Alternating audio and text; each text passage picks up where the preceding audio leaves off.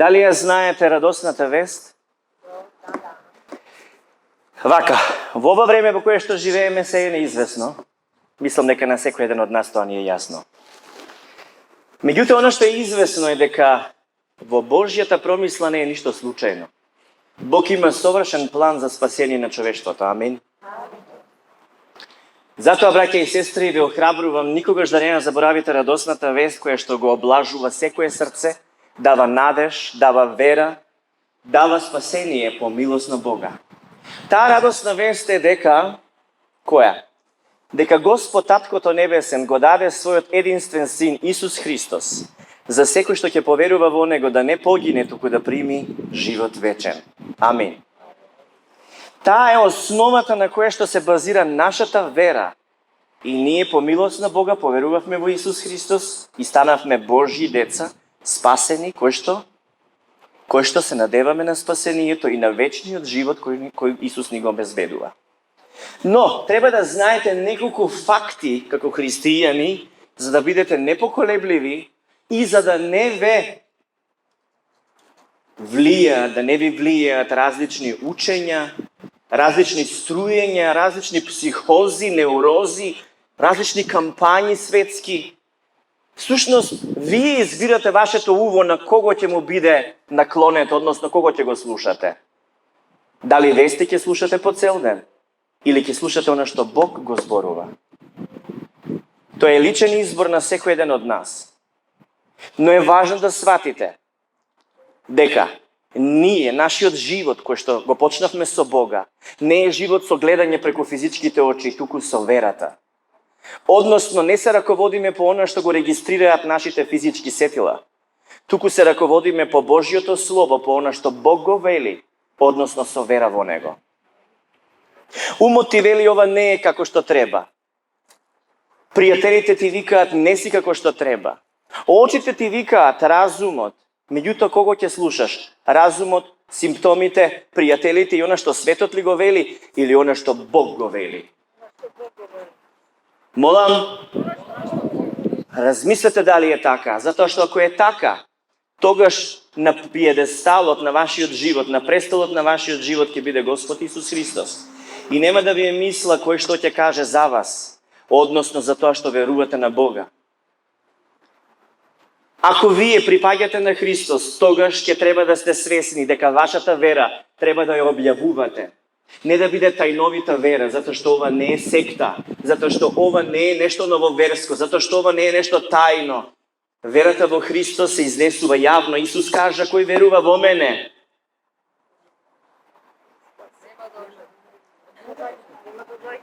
Добро е.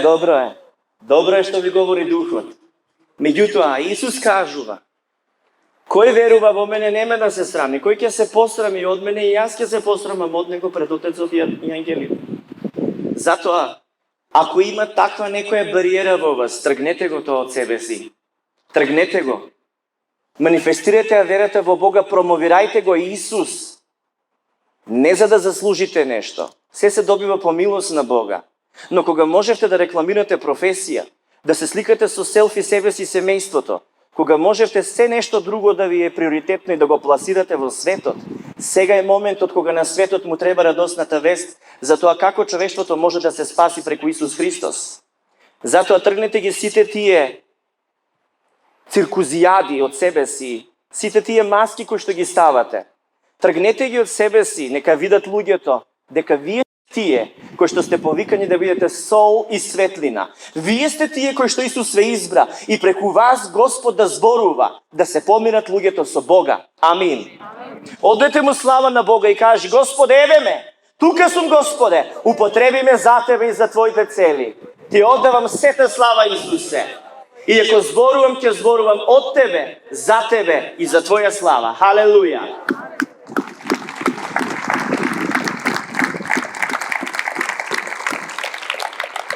Бог го даде Христос, кој немаше никаков грев, да биде жртва за нашиот грев, да преку Него ние да се здобиеме со Божја праведност. Амин.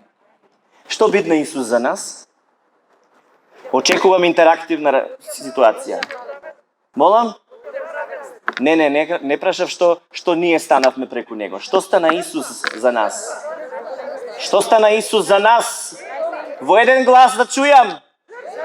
Жртва стана Исус за нас. Тоа го вели Словото. Но ќе ви прочитам. А тоа е жртва за измирување за нашите гревови. И не само нашите, туку и гревовите на целиот свет. По тоа знаеме дека сме го познале кога ги чуваме неговите заповеди. Кој вели го познав, а заповедите негови не ги чува? Тој е лажливец и во него нема вистина. А кој го пази Словото негово, во него Божјата љубов на вистина е совршена. По тоа знаеме дека сме во него. Амин.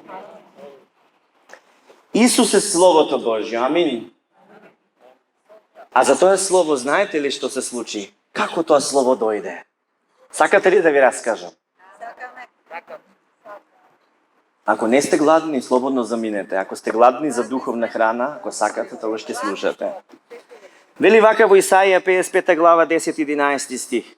Како што дождот и снегот паѓаат од небото и таму не се враќаат, туку ја напојуваат земјата и ја прават способна да раѓа и да се зеленее, за да му дава семе на оној што сее и леп за да јаде, така и моето слово, вели Господ, што излегува од устата моја, не се враќа кон мене празно, туку го исполнува она што му е угодно и го прави она за што сум го испратил јас.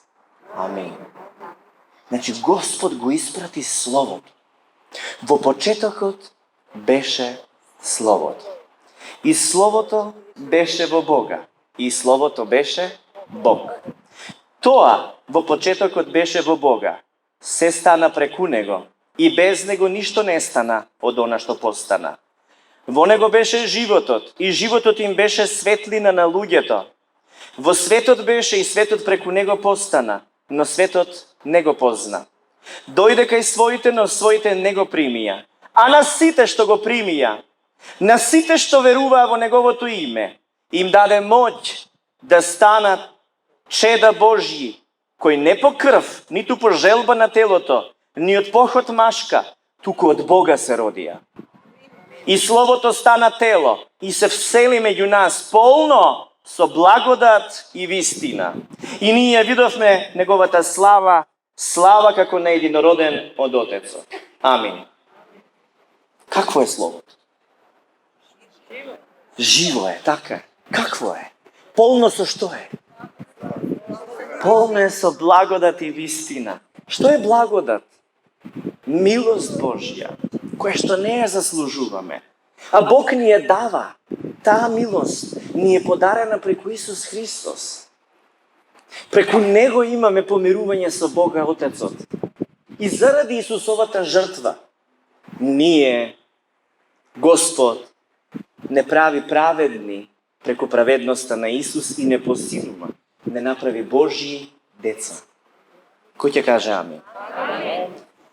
Значи, какво е Словото? Некој каже живо. Пишано е зашто Божјото Слово е живо и делотворно и поостро од секој меч остар од двете страни и навлегува до разделувањето на душата и духот, на зглобовите и на мозокот и ги суди мислите и намерите на срцето. И нема создание кое е невидливо пред него, туку се е голо и откриено пред очите на оној пред кого ние ќе дадеме сметка. Амин.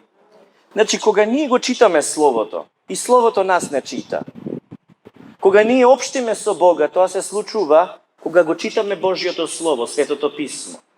На тој начин, тоа семе кое што е нераспадливо, Господ го всадува во нас, во нашето срце. А потоа, од преполнување на нашето срце, го изговараме низ нашата уста. На тој начин, Словото го изговараме, го објавуваме и тоа е исповед на нашата вера во Господа. Тоа е исповед на Божјото Слово, кое што е остро како меч со двеоштрици, кое што е живо, кое што ја носи радосната вест. Амин. Вели зашто Бог толку го возлюби светот што го даде својот единороден син, та секој што верува во него да не загине, туку да има вечен живот. Зашто Бог не го испрати својот син во светот за да му суди на светот, туку светот да се спаси преку него. Кој верува во него, нема да биде суден. А кој не верува, тој е веќе осуден, зашто не поверувал во името на единородниот Син Божи. Амин. Многу пъти кога ова го слушаме, ясно ни е, го читаме и дома сте си го прочитали во вашите Библии.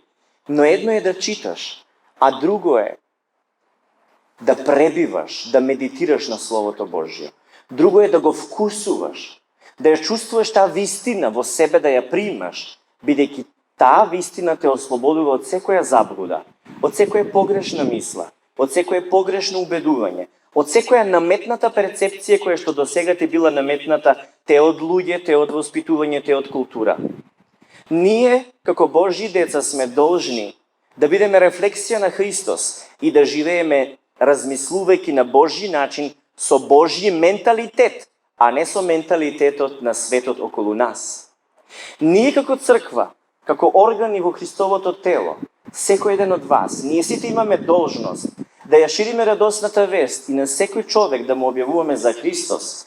Ние со љубовта од Христа и со радосната вест сме должни да ги конвертираме луѓето, односно нивните срца да ги допираме со вистината Божја и тие да се свртуваат кон Господа. Ве охрабрувам во тоа, затоа што ако веќе знаеме што е добро, а не го правиме тоа добро, тогаш чиниме грев. Веќе време нема, Исус доаѓа. Исус доаѓа, но само оние кои што ќе поверуваат во Него ќе се спасат. И само тие нема да бидат под осуда, која што ќе дојде откако Исус ќе ги грабне верниците во небесата. Потоа на земјата ќе завладее што?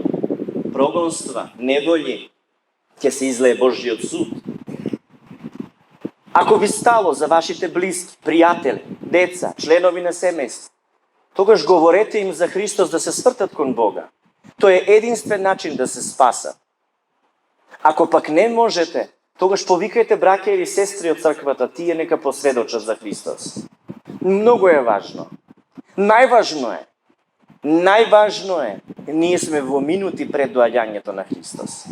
И затоа ова се основите на нашата вера, кои што треба одново да се подсетиме и одново да провериме дали стоиме на таа цврста основа или пак во меѓувреме некој ни поставил некоја лабава, каллива основа која што се руши при првите проблеми или предизвици.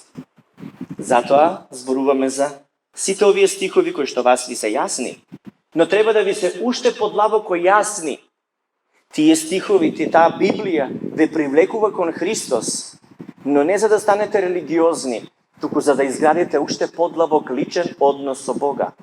Тој личен однос со Бога ви открива колку е голема и совршена Исусовата љубов.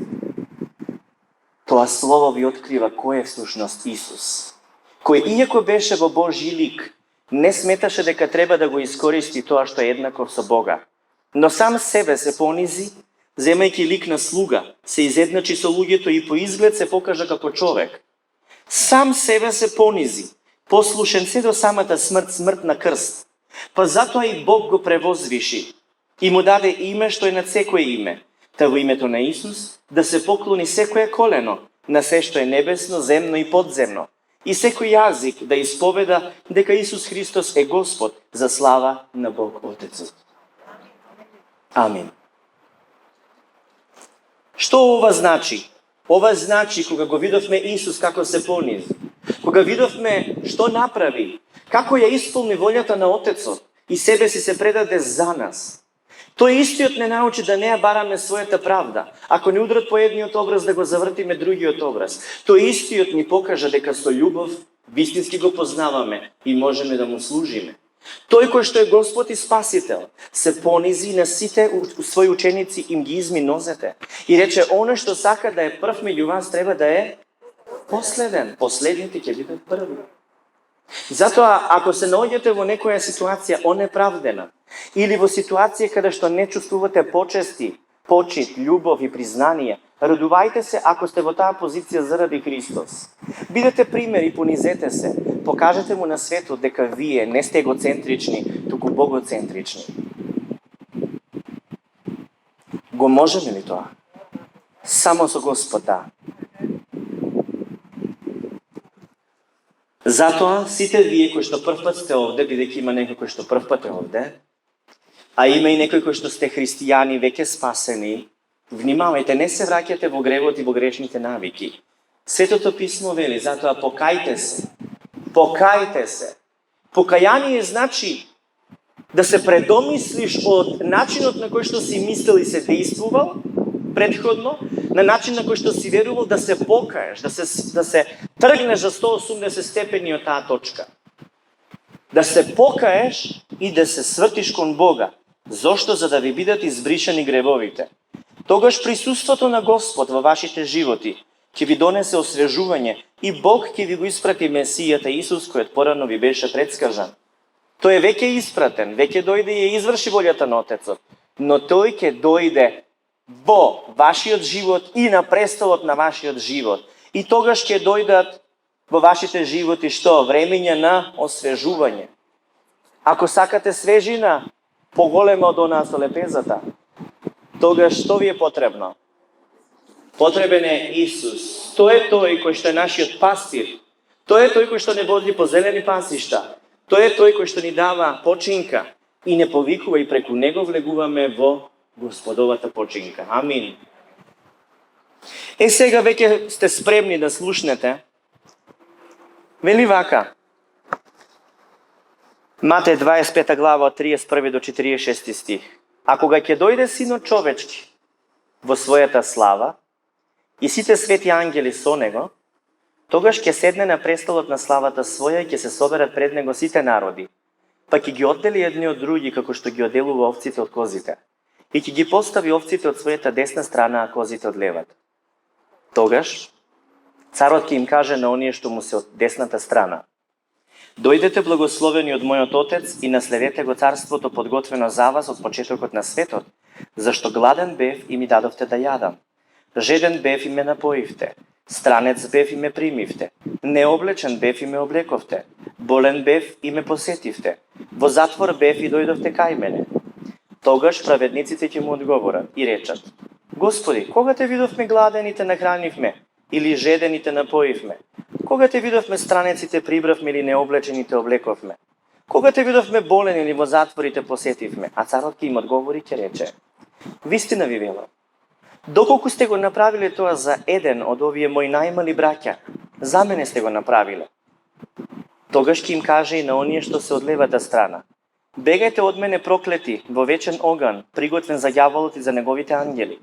Зашто гладен бев и не ми дадовте да јадам, жеден бев и не ме напоивте, странец бев и не ме прибравте, необлечен бев и не ме облековте, болен и во затвор бев и не ме посетивте.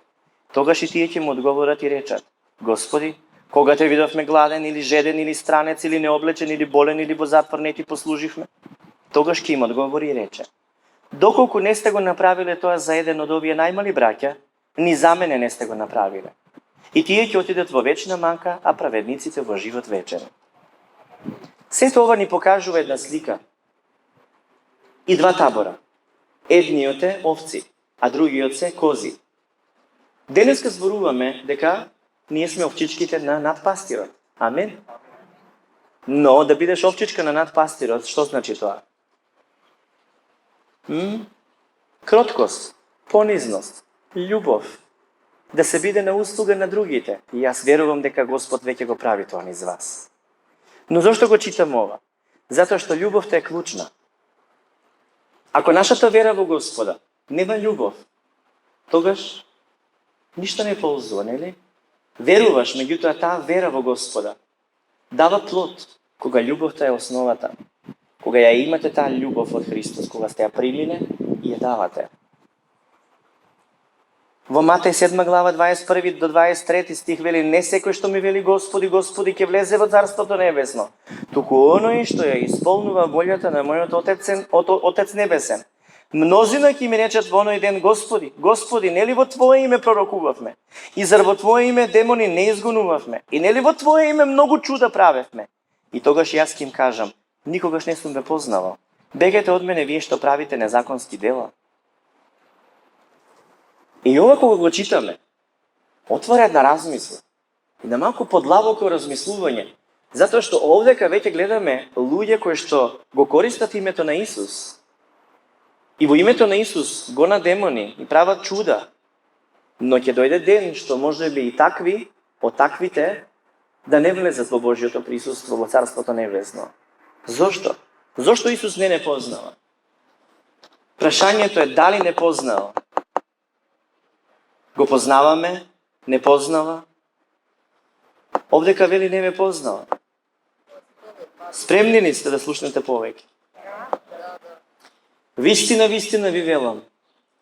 Кој не влегува низ вратата во овчото трло, а прескокнува од друга страна, крадец и разбойник. Нему вратарот му отвора и овците го слушаат гласот него. Тој ги вика своите овци по име и ги изведува по име. Ќе рече вас, ајде. Разбирате? Ќе рече мите, ајде. И кога ќе ги изведе овците своји, оди пред нив, овците одат по него, бидејќи го познаваат гласот него. А по туѓ човек не одат, туку бегаат од него, зашто гласот на туѓиот не го познава. Исус вели, јас сум добриот пастир и ги знам моите, и моите ме знаат мене. Како мене што ме познава Отецот, така и јас го познавам Отецот и душата своја ја полагам за овците своји. И други овци имам што не се од ова трло, и нив треба да ги приберам, и ќе го чујат гласот мој, и ќе биде едно стадо и еден пастир. Халелуја! Исус им зборува како на евреите, но исто така се однесува и за другите овци, а тоа сме ние, кои што сме повикани да бидеме Негов народ. Исус е нашиот надпастир. И ние сме тие кои што сме повикани да го слушаме. Ако некого го љубиш, ќе го слушаш. Ако некого не го слушаш, а тврдиш дека го љубиш, и пак си тераш по свое, и го нервираш, дали го љубиш? Нели не? Многу логично. Ако некој ти стало да не се нервира и го сакаш, ќе правиш како што ти вели. И заедно ќе се најдете и ќе работите за нешто добро заедничко. Нема да контрираш. Како го љубиме Исус? Го љубиме ли? А како го љубиме? Така со ентузијазам?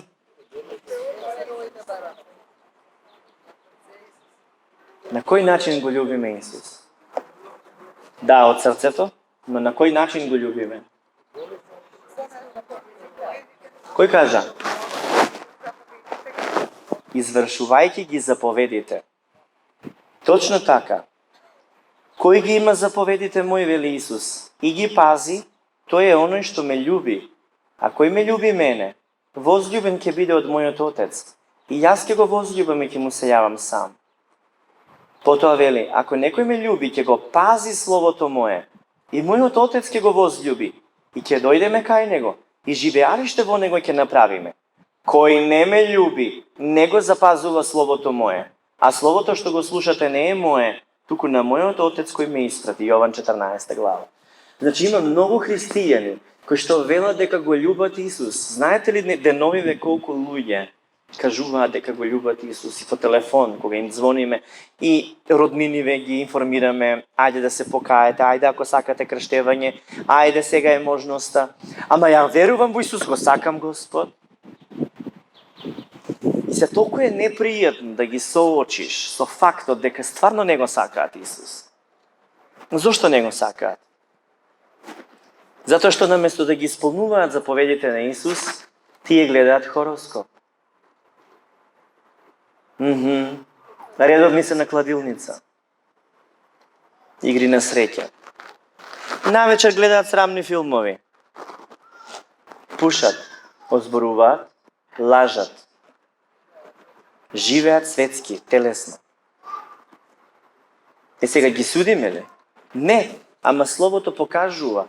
Тој е критериумот кој што покажува дали некој го исполнува Словото или не.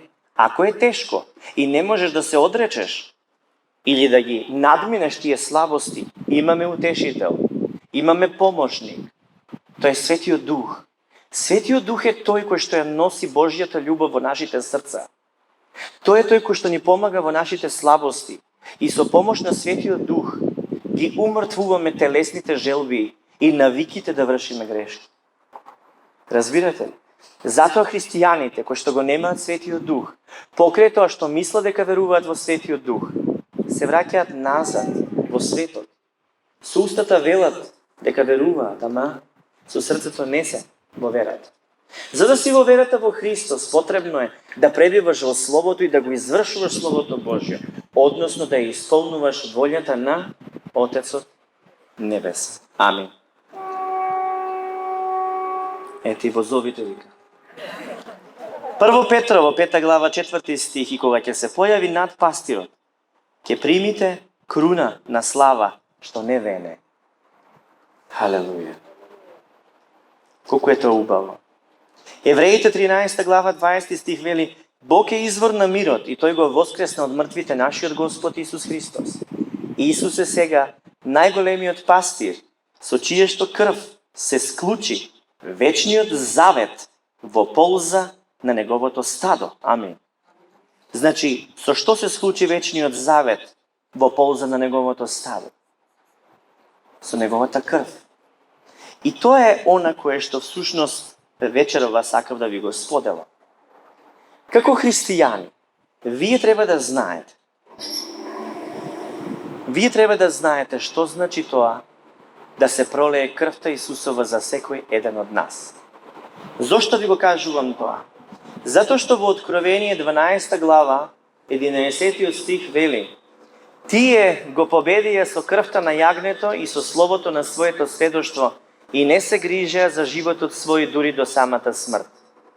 Од овој стих учиме дека ние го победуваме непријателот, односно кнезот на овој свет, кога сведочиме лично за она што Библијата го вели за пролевањето на крвта на Исуса Христа. Амин. Значи, најпрво е потребно да знаете што вели Библијата за крвта на Исус, потоа треба да го земете тоа, дека се однесува лично за вас, и потоа да го применувате, односно да го аплицирате тоа, како врз себе си, така и врз сите аспекти на вашиот живот. Денес сакам да ве поттикнам во сето тоа, заради тоа што крвта на Исус ви дава заштита. И ќе ви објаснам до овдека, она што сакам да го поттикнаме. Навистина да проверите дали во целост му припаѓате на Христос, а потоа да видите колку е скапоцена неговата крв. Некој од вас знае, но едно е да знаеш, а друго е да го практикуваш тоа во секојдневниот живот. Значи, во Стариот Завет Бог ни дава целосна слика за значењето на сето ова кое што го кажувам. Односно, вие треба да знаете дека народот на Израел, кој што беше поробен во Египет од страна на фараонот, се читале, фараонот немаше волја да го ослободи израелскиот народ од робството, покрај тоа што Мојсей го поттикнуваше во сето тоа, па тоа беше потврдено со знаци и чуда. Сепак, фараонот имаше тврдо срце и што се случуваше, не сакаше да ги ослободи израелците. Во Излез 11 глава 4 и 5 стих вели: А тогаш Мојсей навести: Господ порачува вака: Ќе поминам низ Египет на полноќ. Секој првороденец во египетската земја ќе умре. Од фараоновиот првороденец кој би требало да седи на неговиот престол до првороденецот на робинката која се наоѓа покрај мелничкиот камен, а ќе загинат и сите првородени на добитокот. Со цел да го заштити народот на Израел, Бог нареди, што нареди? Објавете и го ова на целата израелска заедница. На 10-тиот ден на овој месец, секој семејство нека си набави едно живинче. Така едно на семејство. Живинчето нека биде без недостаток, годиначе и машко. Можете да изберете или јагне или јаре. Чувајте го до 14-тиот ден на овој месец. А тогаш нека целата израелска заедница го заколе, кога ќе се спушти примракот. Нека ја земат крвта и ги попрскаат двата довратници и надвратникот на куќата во која ќе јадат. Крвта нека ги означува куќите во кои ќе бидете вие. Каде и да забележам крв, ќе поминам покрај вас. Така вие ќе го избегнете поморот, кога ќе се нафрлам врз египетската земја. И израелскиот народ беше спасен токму заради покорноста и вршењето на волјата Божја. Зедоа јагне, го закла, крвта ја собраа во леген, потоа зедоа со Исоп и што направија? На двата надвратника, на двата довратника, тоа се двете страници од самата врата и над вратата, тука беше аплицирана крвта на Исуса. Не на прагот. Не смее да се погази крвта. Туку од страна и горе. И што се случи на тој начин, смртта поморот ги одмина. Така? Сега. Она кое што ни е важно да го знаеме дека оваа заштита на израелците која што се случи, всушност е предслика за што? За жртвувањето на кого? На Христос, Синот Божи, кој што е жртвуван за откупување, за наше откупување од непријателот, како што беше примерот, нели, со фараонот во Стариот Завет и преку крвта на Исус да бидат исплатени нашите гревови. Денес, волјата на Господ е, секој оној кој што сака да биде спасен од смртта, што треба да направи? Да не жртвува животни. Зошто? Затоа што жртвата е веќе дадена. Што треба да се случи? Да поверува во Господ Исус Христос, да го прими за свој Господ и Спасител и веќе со крвта на Исуса се движи покриен, оправдан, заштитен, невидлив за непријателот. Исус е тоа жртвено јагне кое што Бог го даде за нас. И тоа е пишано во Јован, 1 глава, 29 стих. Вели утреден Јован, крстителот се мисли, го виде Исуса како доаѓа при него и рече: еве го Божјото јагне кое ги зема гревовите на светот. Значи Исус дојде да ги земе гревовите на светот на себе си, врз себе си. Она што станува да се врши е да се аплицира крвта на Исус, бидејќи тоа е штитот преку кој смртта одминува и се разбира Божјата рака тогаш не заштитува. Затоа секој христијанин треба да знае како да ја аплицира крвта на Исус во секој аспект на својот живот, така да си добие и простување на гревовите по милост на Бога и избавување од смрт, да добие слобода, Божја заштита и се разбира да биде во Божјото присуство со Божји благослов. Во Евреи 9 глава 12 стих вели за Исус дека влезе еднаш за секогаш во светината на светините, во најсветото место. И тоа не со крвта на јарци и јунци, туку преку својата крв и ни прибави вечен откуп. Тоа значи еднаш за секогаш сме откупени и му припаѓаме на Исус и повеќе ѓаволот нема право врз нас. Амин. Така е, меѓутоа кога ѓаволот те напаѓа, ти тоа треба да му го кажеш. Како што Исус кога беше искушуван во пустината. Ѓаволот го напаѓаше, но Исус му возвраќаше со пишано е и кажуваше што е пишано од Словото Божјо. На таков начин, секој еден христијанин кој што поминува низ одредени ситуации, ѓаволот го напаѓа на било каков начин, вие треба да возвратите со објавување на тоа дека крвта Исусова е врз вас, дека сте откупени преку таа Исусова крв и дека он нема никакво легално право да се допира до вас. Амин. Запишете си. Преку крвта на Исуса имаме откупување. Тоа го читаме во Ефесијани 1 глава 7 стих, во кого имаме откуп преку неговата крв, прошка на гревовите според богатството на неговата благодат. Во 1 Петрово 1 глава 18 и 19 стих вели: знаејќи дека не сте откупени со распадливи нешта, со сребро или со злато од својот суетен живот што ви е предаден од вашите татковци, туку со скапоцената крв на Христа како невино и чисто јагне.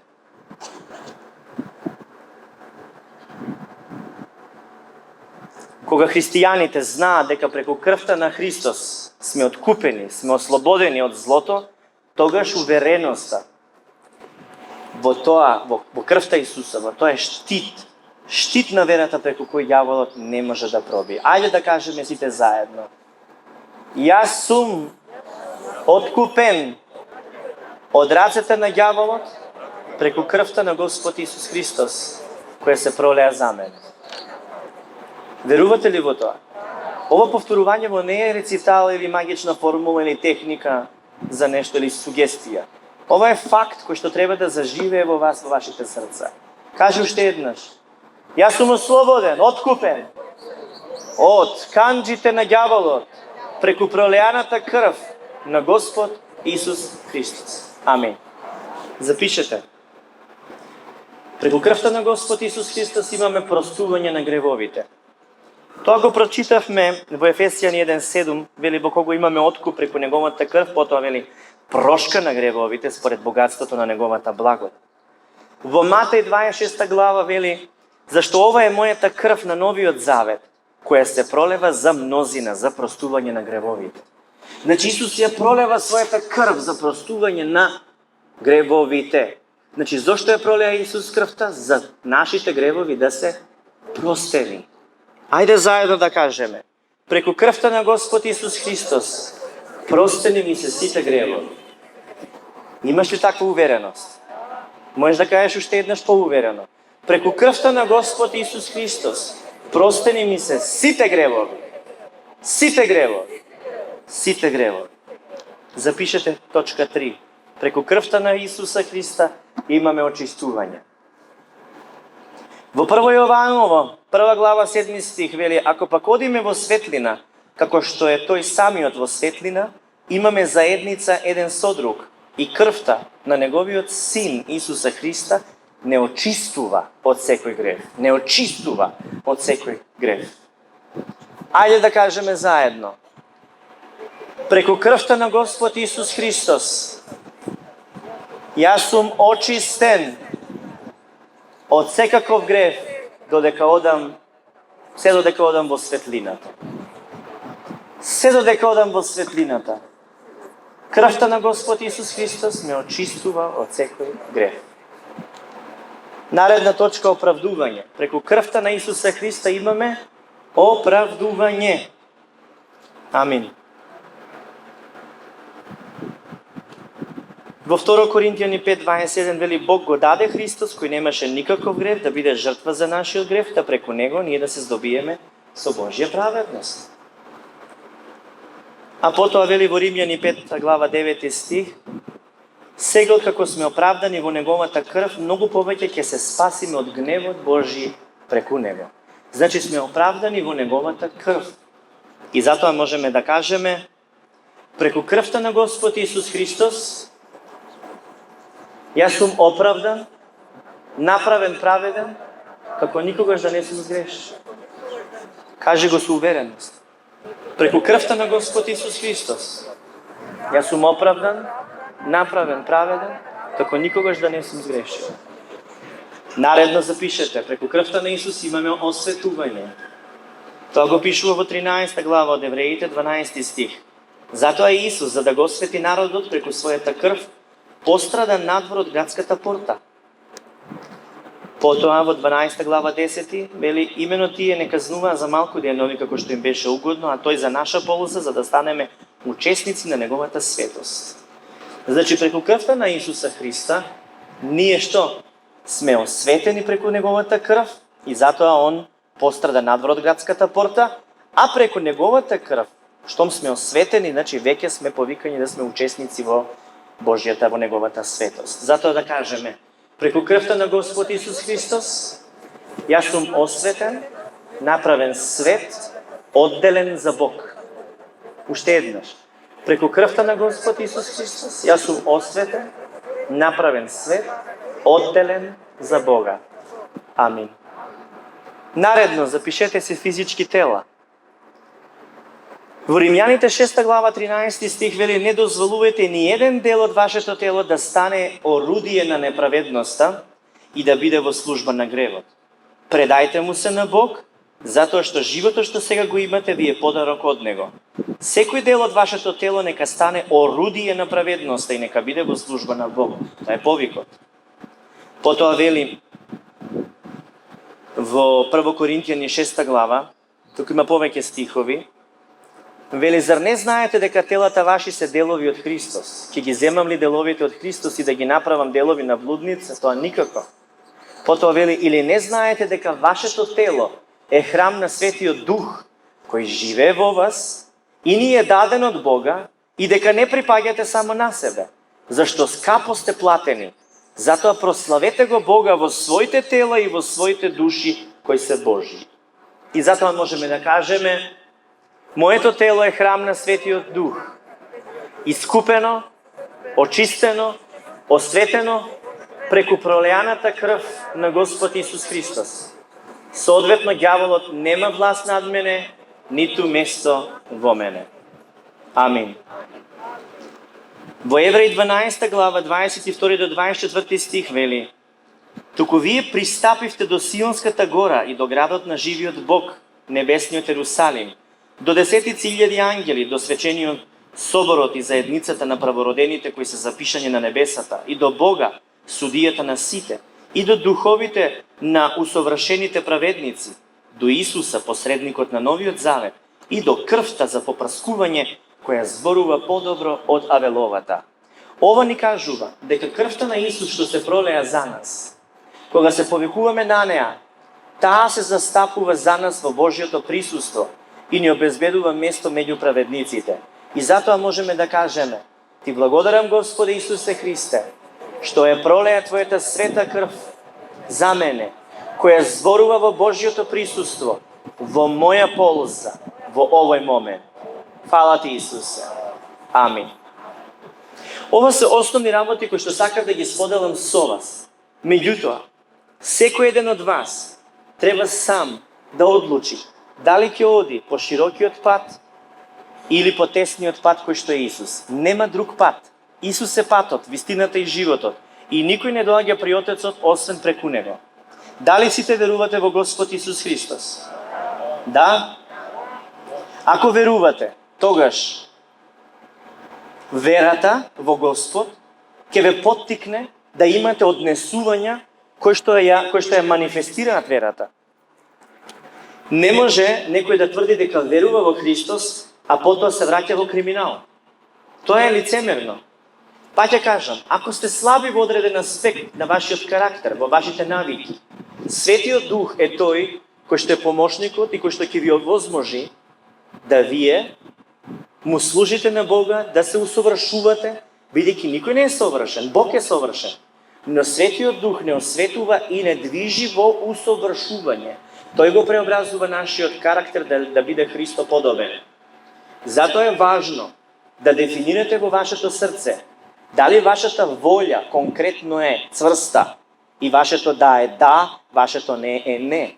Ако е така, тогаш ќе имате јасен став во врска со светските работи, гревовните действија и во врска со Божјите работи и оние нешта кои што му се угодни на Бога. Сакам да ви кажам, време е да престанете со компромис. Време е да бидете буквално јасни, концизни, без компромис. Да знаете што е црно, што е бело, но не само да знаете, туку така и да постапувате. Бидете мудри и барете мудрост од Бога. Кој бара мудрост од Бога, ќе му биде дадена. Фокусот секогаш да е Исус и погледот да ни е кон Него. Но е многу важно, ако одиме по Неговиот пат, тоа значи да го следиме и Неговиот пример, бидејќи Исус е совршениот пример и Исус не одеше по обложувалници, не пцуеше, не лажеше, не озборуваше, не се занимаваше со политички ситуации и така натаму. Исус што правеше? Ја ширеше радосната вест и зборуваше за Царството Божјо.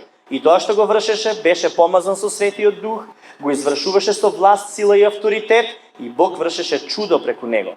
Бидејќи тој е помазаникот, тој е испратениот од Бога. Тој е Исуса Христа преку кого имаме спасение и вечен живот. Амин. Дали сте спремни да повикате кон Него вие кои што сте прв пат тука? Некој да, некој не. Никој не е приморан. Меѓутоа, треба да знаете дека на вистина доаѓа часот кога секој ќе го направи својот избор, соодветно ќе се соочи со последиците на својот избор. Затоа пишано е во Словото. Ако со својата уста го признаваш Исус за Господ и ако во своето срце веруваш дека Бог го воскресна од мртвите, ќе бидеш спасен. Ако длабоко во себе имаш таква вера, Бог ќе те смета за праведен. Ако со својата уста ја исповедаш оваа вера, ќе бидеш спасен. Амин. Ајде да кажеме сите. И вие кои што сте прв пат, не ви е пријатно, еве е можност за да не ве чуе никој, со толпата да кажете кон Господа. Господе, Татко Небесен, бев далеку од Тебе и не Те познавав, но денес сум тука не случајно, по милост Твоја. И Ти се обраќам, Господе, со благодарност, што го испрати Твојот единствен Син, Исус Христос, кој што заради моите гревови и беззаконија беше казнет и распнат на крстот. Верувам дека Исус Христос е Божјиот Син, кој за моите гревови беше казнет и распнат на крстот. Верувам дека на своето тело ги зеде моите болести и слабост и преку неговите рани ние се исцеливме. Верувам дека пролеаната крв на Исуса ме очистува целосно и ми ги прости Исус сите гревови. Верувам дека Исус умре, беше погребан и на трет ден Ти, Господе, го воскресна Исус од мртвите и мене ме воскресна. Сега, со чисто, искрено срце повикувам кон Тебе. Исусе Христе, дојди во мојот живот. Дојди и зацари на престолот на мојот живот. Те примам за мој Господ и Спасител. Се одрекувам од грешниот светски начин на живот, од религиозна гордост, од лажна побожност. Се кајам за сето тоа и еве доаѓам кај Тебе. Ти благодарам што Ти си мој Господ, а јас Твое чедо, по милоста Твоја. Жеднеам за Тебе, како сува земја што жедне за вода, така моето тело копне за Тебе. Така копнеам целосно за милоста Твоја и мојата душа се наквасува со Твојата љубов. Ти благодарам што ме преобразуваш и што од овој момент ми даваш сила со Светиот Дух, што ме облекуваш со сила од озгора, за да сведочам за Христоса и да врвам со радост, со надеж, со љубов, со вера во Тебе. Зашто Ти си мојот надпастир.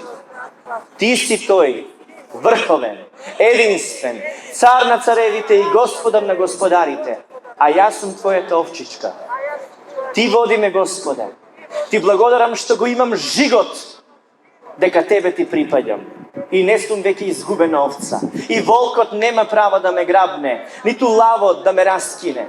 Зашто кога Ти си со мене, нема ништо против мене. Ти благодарам што ме запечати со Духот Свети за денот на избавувањето. Јас во целост Ти припаѓам и од овој момент натаму Твоето име ќе го издигнувам кој над секое име. Слава Ти, Господе Исусе Христе. Татко Небесен, Ти благодарам во името на Исуса Христа и Ти оддавам сета слава и чест. Амин. Халелуја. Слава на Отецот, Синот и Светиот Дух. Амин. Одете му слава на Бога.